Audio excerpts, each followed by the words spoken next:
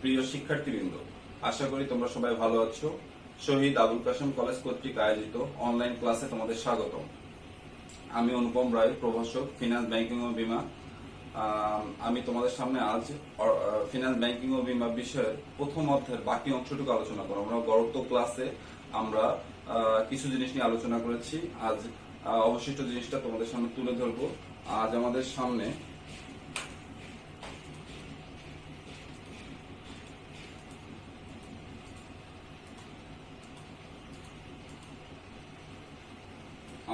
আজ যে দুটি আলোচিত বিষয়বস্তু আছে তার একটি হলো অর্থায়নের কার্যাবলী, দ্বিতীয়টি হলো অর্থায়নের নীতিসমূহ। অর্থায়নের কার্যাবলী একটি ব্যাপক কাজ, অনেকগুলো কাজের সমন্বয়ে এই অর্থায়ন বিষয়টি সম্পূর্ণ করতে হয়। এবং অর্থায়নের নীতিসমূহ হচ্ছে কিছু নীতি আমাদের অর্থায়নের ক্ষেত্রে মেনে চলতে হয়। যে নীতিগুলো মেনে না চললে আমাদের অর্থায়নটা স্বয়ং সম্পূর্ণ হয় না। সেই নীতিগুলো কি, আমরা আজ সে সমূহগুলো জানবো।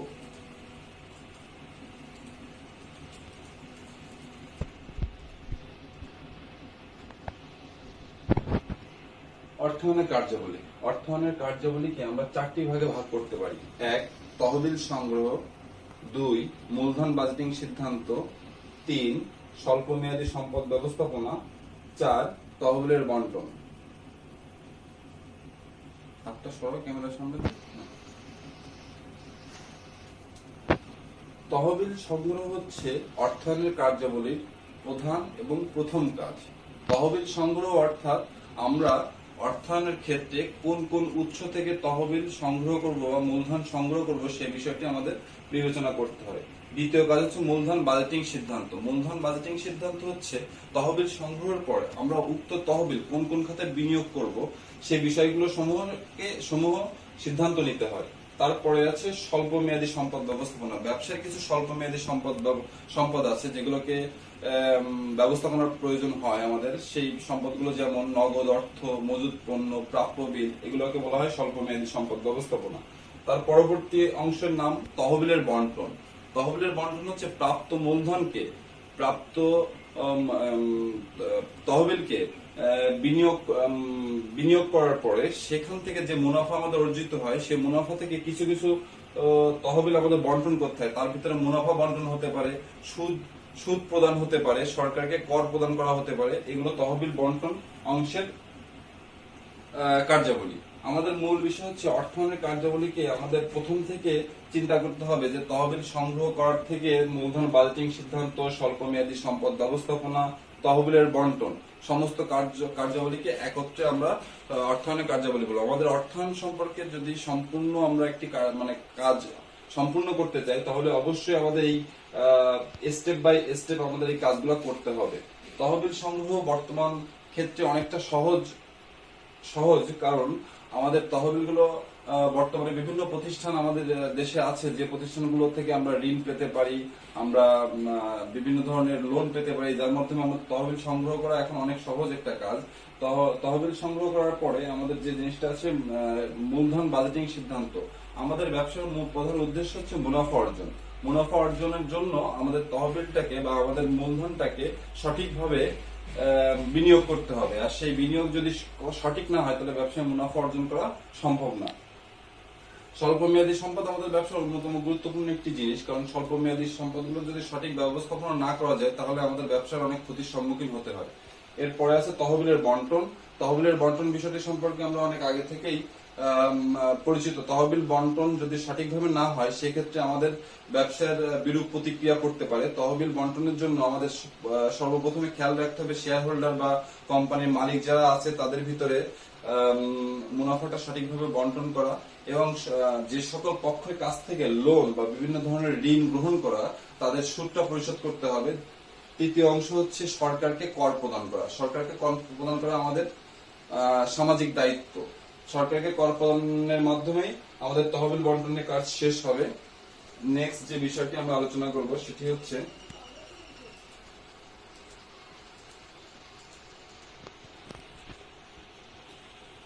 নিচের আমরা এত সময় শিখলাম অর্থায়নের কার্যাবলীগুলো। এবার দেখব নিচের উল্লেখিত কাজ অর্থায়নে কোন কোন কাজের অন্তর্ভুক্ত তা আমাদের বের করতে হবে বা নির্ণয় করতে হবে। যেমন 1. তাহের লিমিটেড 100 কোটি টাকা শেয়ার ইস্যু করেছে। এটিকে আমাদের খেয়াল রাখতে হবে, আমাদের বিবেচনা করতে হবে, আমাদের নির্ণয় করতে হবে অর্থায়নের কোন কার্যাবলীর ভিতর পড়ে। আমরা অর্থায়নের মোট 4টা কার্যাবলী শিখছি, তার ভিতরে তাহের লিমিটেড 100 কোটি টাকা শেয়ার ইস্যু করেছে। এখানে শেয়ার ইস্যু করার অর্থ শেয়ারের ইস্যু করার মাধ্যমে মূলধনটাকে সংগ্রহ করা হয়। শেয়ারের মাধ্যমে শেয়ার ইস্যু করে, শেয়ার বিক্রি করে বাজারে শেয়ারগুলো ছেড়ে শেয়ার হোল্ডারদের কাছ থেকে টাকা সংগ্রহ করে ব্যবসা পরিচালনা করা হয়। তাহলে শেয়ার ইস্যুটা আমাদের ব্যবসায় কার্যাবলী তহবিল সংগ্রহের পর্যায়ে পড়ে। দ্বিতীয় হচ্ছে হাবিব লিমিটেড 10 লক্ষ টাকা লভ্যাংশ বন্টন করেছে। লভ্যাংশ বন্টন অর্থাৎ একটি ব্যবসায় পরিচালনা করার পর বিষয়টি আছে, সেটি হচ্ছে হাবিব লিমিটেড 10 লক্ষ টাকা লভ্যাংশ বন্টন করেছে। অর্থাৎ হাবিব লিমিটেড কোম্পানি প্রথমে তহবিল সংগ্রহ করেছে, তহবিল সংগ্রহ করার পরে মূলধন বাজেটিং সিদ্ধান্ত নিয়েছে, সেই মূলধনটাকে বিনিয়োগ করেছে, তারপর সেখান থেকে মুনাফা এসেছে, সেই মুনাফা থেকেই সে 10 লক্ষ টাকা লভ্যাংশ বন্টন করেছে। অর্থাৎ আমরা বুঝতে পারছি যে এইটি অর্থায়ন কার্যাবলীর মুনাফা বন্টন পর্যায়ের কাজ। তৃতীয় যে বিষয়টি আছে, নীলাচল ট্রেডার্স 1 লক্ষ টাকা চলতি সম্পদ ক্রয় করেছে। তোমরা যেহেতু আগেই জেনেছো যে অর্থায়নের কার্যাবলীর কোনটি মাধ্যমে কি কাজ করা হয়, তাহলে এটা তোমরা অবশ্যই একটু চিন্তা করলে বলতে পারবে নীলাচল ট্রেডার্স 1 লক্ষ টাকা চলতি সম্পদ ক্রয় করেছে, এটি কোন কাজের অন্তর্ভুক্ত। আমরা সহজেই বুঝতে পারি, যেহেতু 1 লক্ষ টাকা চলতি সম্পদ ক্রয় করেছে, অর্থাৎ এটি স্বল্প মেয়াদী সম্পদ ব্যবস্থাপনা পর্যায়ের কাজ। চতুর্থ যে বিষয়টি আছে, সুমন লিমিটেড 2 লক্ষ টাকা নগদ অর্থ হাতে রাখার সিদ্ধান্ত গ্রহণ করেছে। সুমন লিমিটেড 2 লক্ষ টাকা নগদ অর্থ হাতে রাখার সিদ্ধান্ত করেছে।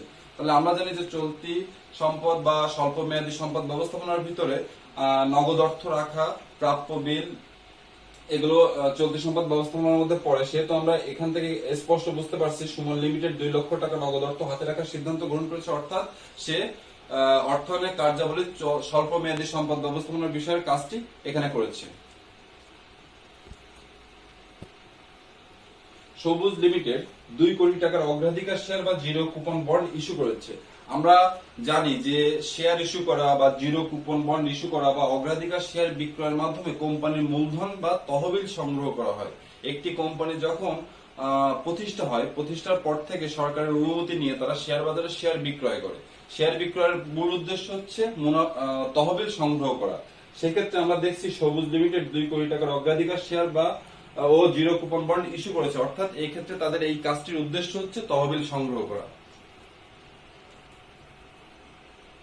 আমরা দেখতে পারি যে সংক্ষেপে তহবিল সংগ্রহ বলতে আমরা এখানে কি বুঝছি। তহবিল সংগ্রহ অর্থাৎ এখানে দীর্ঘমেয়াদী ঋণ, সাধারণ শেয়ার অথবা সংরক্ষিত আয়। দীর্ঘমেয়াদী ঋণ অর্থাৎ যে ঋণগুলো দীর্ঘ মেয়াদের হয়, 10 বছর 20 বছর মেয়াদের ঋণ গ্রহণ করে আমরা তহবিল সংগ্রহ করতে পারি। দ্বিতীয়ত সাধারণ শেয়ার বিক্রি করে বা সাধারণ শেয়ার ইস্যু করে আমরা শেয়ার বাজার থেকে শেয়ার হোল্ডারদের কাছ থেকে আমরা মূলধন সংগ্রহ করতে পারি। তৃতীয় বিষয়টা হচ্ছে সংরক্ষিত আয়। সংরক্ষিত আয় এটাকে বলা হয় ইংরেজিতে রিটেইনড আর্নিং। সংরক্ষিত আয় অর্থাৎ আয়ের যে অংশ সংরক্ষণ করে রাখা হয় এবং পরবর্তীতে বিনিয়োগ করা হয়, সেটাকে বলা হয় সংরক্ষিত আয়।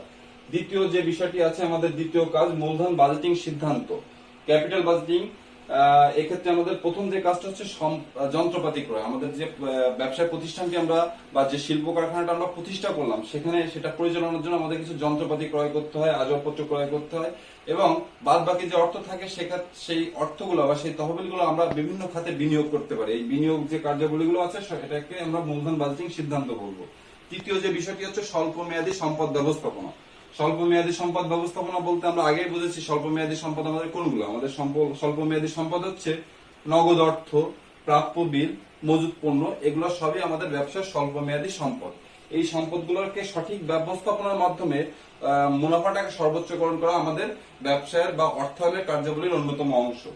চতুর্থ যে বিষয়টি আছে তহবিলের বন্টন। আমরা আগেই বলেছি তহবিলের বন্টন একটি গুরুত্বপূর্ণ কাজ, যেহেতু আমাদের ব্যবসা পরিচালনার মূল উদ্দেশ্য হচ্ছে মুনাফা বৃদ্ধি করা বা মুনাফা অর্জন করা।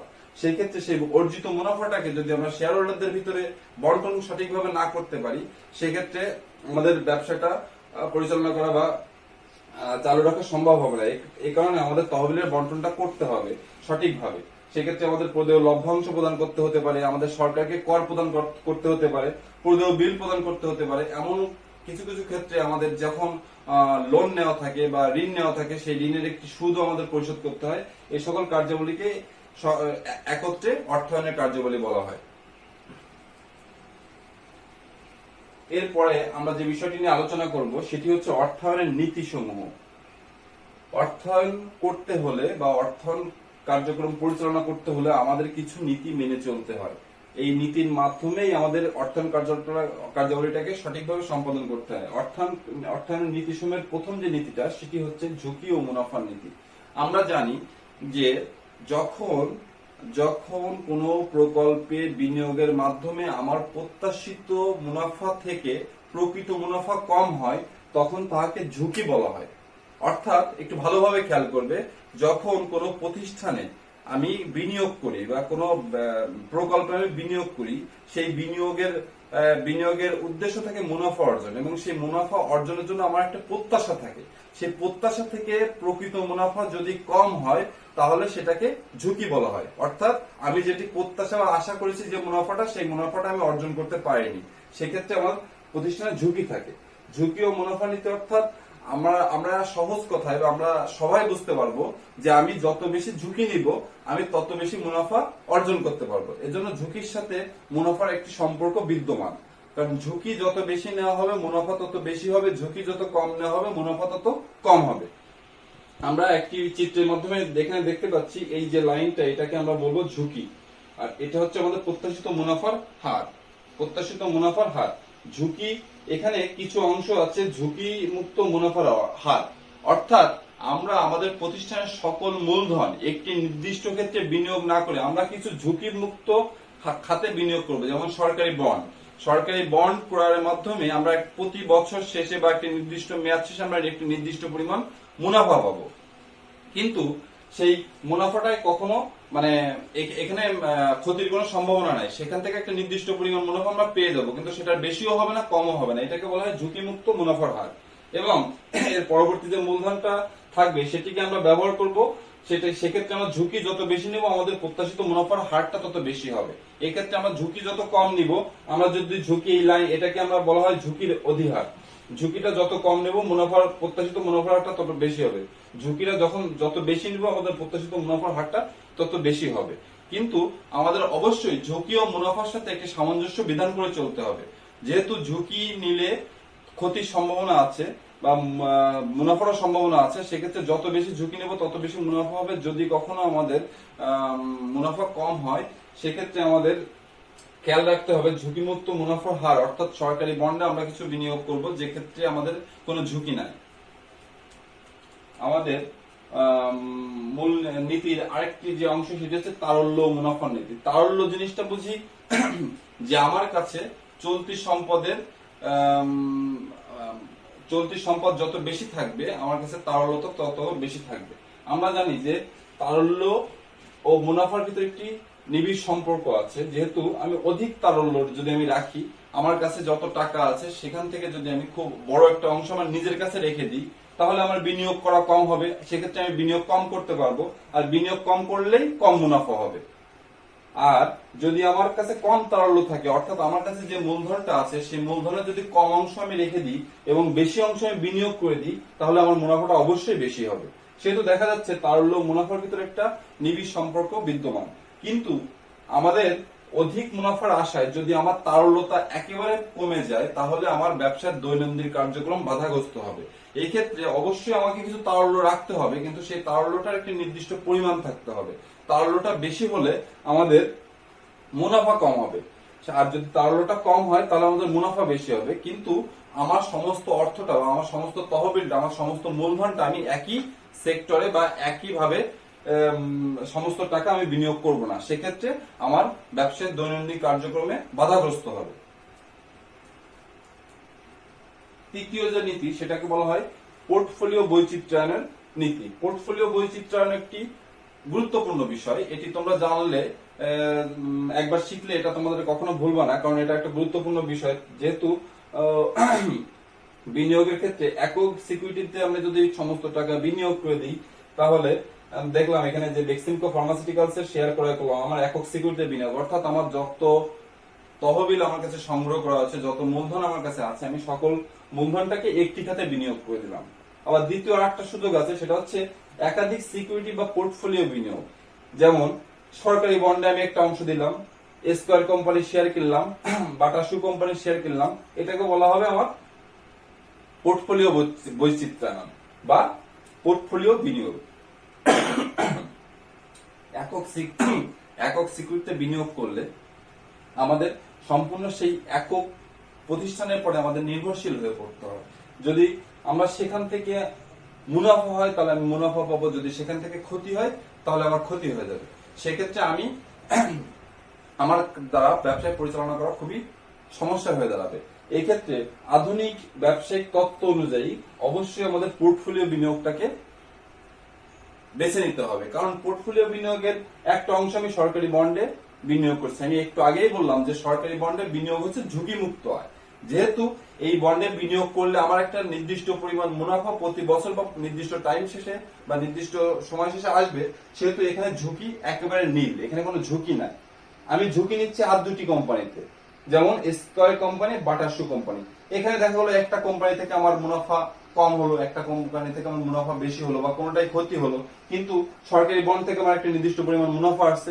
এক্ষেত্রে আমার ব্যবসাটা টিকে থাকবে এবং আমার ঝুঁকিটা অনেক কমে যাবে। কিন্তু যখন আমি একক সিকিউরিটিতে বিনিয়োগ করব, আমার সেক্ষেত্রে আমার মুনাফা বেশি হওয়া বা মুনাফা কম হওয়ার সম্ভাবনা একটি প্রতিষ্ঠানের আয়ের উপরে নির্ভর করছে। সেক্ষেত্রে আমি অনেক বেশি ঝুঁকির ভিতর থাকবো। এজন্য আমার ঝুঁকিটাকে বন্টন করার জন্য অবশ্যই পোর্টফোলিও বিনিয়োগটা করা উচিত। যেহেতু পোর্টফোলিও বিনিয়োগ আধুনিক একটি তত্ত্ব, আমার একই মূলধনটাকে আমি একই প্রকল্পে বা একই প্রতিষ্ঠানে বিনিয়োগ না করে আমি যখন 3টা 4টা 5টা লাভজনক খাতে বিনিয়োগ করব, সেক্ষেত্রে আমার ঝুঁকিটা অনেক কমে যাবে এবং মুনাফাটা বেশি হবে। এটাকে আমরা পোর্টফোলিও বৈচিত্র্যায়ন বলে থাকি। এবার আমরা কিছু প্রশ্নোত্তর পর্ব দেখি। আমরা যা শিখলাম অর্থায়নের নীতিসমূহ, সেখান থেকে আমরা দেখব হাবিব গার্মেন্টস লিমিটেড শার্ট উৎপাদনের পাশাপাশি সোয়েটার উৎপাদনের পরিকল্পনা করেছে। এবার তোমাদের বলতে হবে যে এটা অর্থায়নের নীতির কোন নীতির ভিতরে পড়ে বা কোন নীতিমালার আওতায় আমাদের আসতে পারে। হাবিব গার্মেন্টস লিমিটেড শার্ট উৎপাদনের পাশাপাশি সোয়েটার উৎপাদনের পরিকল্পনা গ্রহণ করেছে। তাহলে আমরা বুঝছি যে সে তার ব্যবসাটার পাশাপাশি নতুন একটা ব্যবসায় সে শুরু করতে যাচ্ছে, অর্থাৎ তার বিনিয়োগটাকে বা তার মূলধনটাকে একটা জায়গায় না রেখে পাশাপাশি সোয়েটার উৎপাদনের জন্য আলাদাভাবে বিনিয়োগ করছে বা পরিকল্পনা করছে। তাহলে আমরা দেখছি এখানে সে পোর্টফোলিও বৈচিত্র্যায়ন নীতি অনুসরণ করছে, সে পোর্টফোলিও বৈচিত্র্যায়ন নীতি অনুসরণ করছে। দ্বিতীয় যে বিষয়টি আছে সেটা হচ্ছে আর্থিক সংকট মোকাবেলার জন্য সুমনা লিমিটেড সবসময় একটি নির্দিষ্ট পরিমাণ নগদ অর্থ সংরক্ষণ করেন, এতে মুনাফাও বজায় থাকে। এটা তোমরা ভাবলেই বুঝতে পারবে, একটু চিন্তা করলে, যে আর্থিক সংকট মোকাবেলার জন্য সুমন লিমিটেড সব সময় একটি নির্দিষ্ট পরিমাণ নগদ অর্থ সংরক্ষণ করে, অর্থাৎ এটি হচ্ছে তারল্যতা নীতি, অর্থাৎ তার নিজের কাছে সবসময় একটা নগদ অর্থ রেখে দেয়। এক্ষেত্রে তার মুনাফাও বজায় থাকে, যেহেতু সে তারল্যটা খুব বেশি পর্যায়ে না, কম পর্যায়ে তারল্য তার কাছে থাকে, এর কারণে তার মুনাফাটাও বেশি হচ্ছে এবং তার ব্যবসাটাও সঠিকভাবে চলছে। এর পরবর্তী যে বিষয়টি আছে, জনাব জাফর অধিক মুনাফা লাভের আশায় 3টি বিনিয়োগ থাকা সত্ত্বেও সকল অর্থ একটি মাত্র প্রকল্পে বিনিয়োগ করেন। তাহলে আমরা বুঝতে পারছি সে পোর্টফোলিও নীতি এখানে সে মেনে চলেনি। আমরা যদি বুঝতাম, আমরা তখনই বুঝতাম যে সে পোর্টফোলিও মেনেছে যদি সে এই বিনিয়োগটাকে একটি মাত্র প্রকল্পে না বিনিয়োগ করে ভাগে ভাগে বা কিছু কিছু অংশ 2-3টি প্রকল্পে বিনিয়োগ করতো, তাহলে সেটি পোর্টফোলিও বৈচিত্র্যায়ন হতো। কিন্তু এক্ষেত্রে সে একটি প্রকল্পে বিনিয়োগ করেছে, অর্থাৎ সে বেশি ঝুঁকি নিয়েছে, বেশি মুনাফার আশায় বেশি ঝুঁকি নিয়েছে।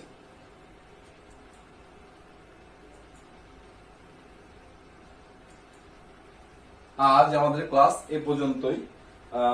আশা করি তোমরা আমার ক্লাসটা ভালোভাবে উপভোগ করেছো। ক্লাস সম্পর্কে যদি কোনো প্রশ্ন থেকে থাকে তাহলে আমি আগেও বলেছি তোমরা কমেন্টসে জানাবে অথবা ফোন করে জানাবে। নেক্সট ক্লাসের শুরুতে আমি তোমাদের সেই বিষয়টাকে আরো স্পষ্ট করে ব্যাখ্যা দিব।